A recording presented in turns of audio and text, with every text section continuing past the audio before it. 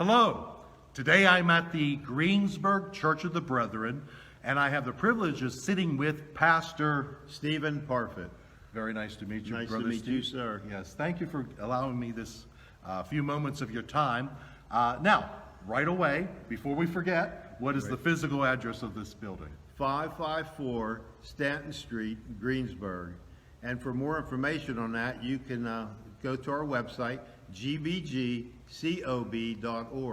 Very well. That's very good. Yeah. You did that very We well. got that in. Yes, we did. We're so professional. Now, what are the times of your services? We have Sunday school class at 9:30 for adults and also for the youth, the young kids. And then our Sunday service starts at 10:30.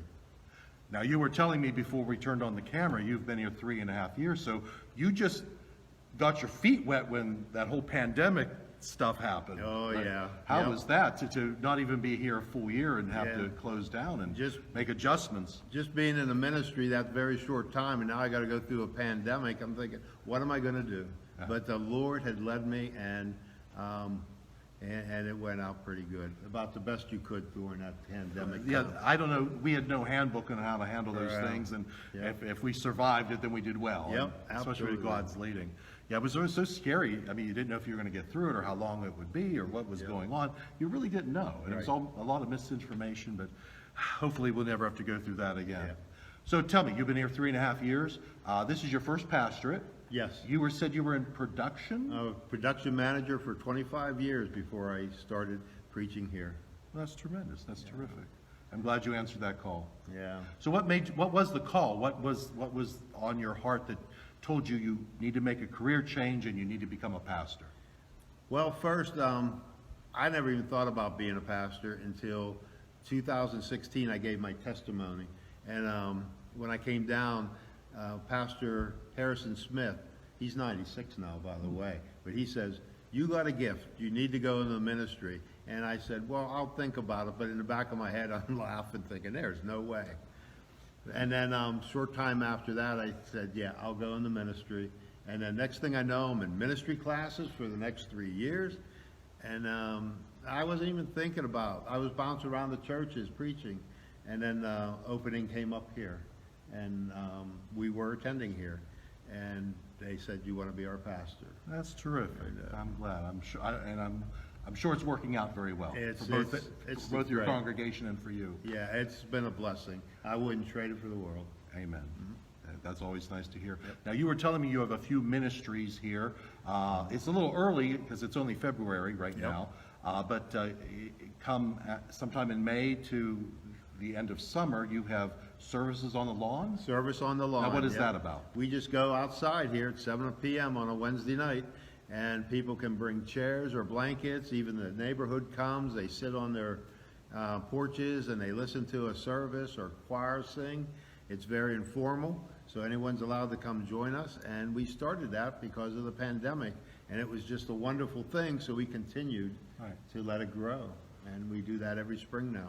That was good. You looked at the pandemic as not a problem, but opportunities. Opportunities, yes. Yeah, Yep. that's a good way to see things. But we have also, right now, we have a Bible study on Wednesday night. Okay. At 6:30. 6:30 here at the church? Here at the church, All yep. right. Yeah. Now, you also feed some students in the area, you were telling me. We have a Disciples Hands group, and that's our food ministry. And we do feed people on a regular basis. We hand out food boxes to about 30 families monthly. We're also an emergency food place for people that need food. We work together with the Feeding of the Spirit group here in the Greensburg area. And if they know someone needs food, they give us a holler, and we go deliver them an emergency food box. Or just today, we just had someone call and said, I need food now. I can only eat certain things. And Julie took the message, and I ran and delivered the food. Well, it sounds like you're doing the Lord's work here. Yep. It sounds like everything's, you're in tune with your community and serving your community, and that's, what more can you do? And for those children, that's just part of it. We just started. Actually, we provided the weekend meals for this past weekend for our very first one, and we will continue to do that. The Lord laid that in our lap, so we're doing whatever the Lord wants us to do. That's terrific. Are there any other ministries coming up that you're that you want to speak about? Anything you want to? We do have a ministry on Monday nights. It's mostly it was tailored towards people with mental disabilities, and that it's anybody with a developmental disability can come. Anybody that doesn't have any disabilities can come and join it. We call it joyful celebration, and that to me is where love is in that night. We feed them, we sing with them, we give them a message, we laugh and just enjoy the time, and they do a craft, and it is just a wonderful, wonderful event.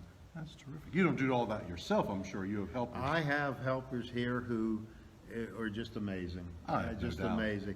They just keep coming, and whatever we need, God provides that talent that comes.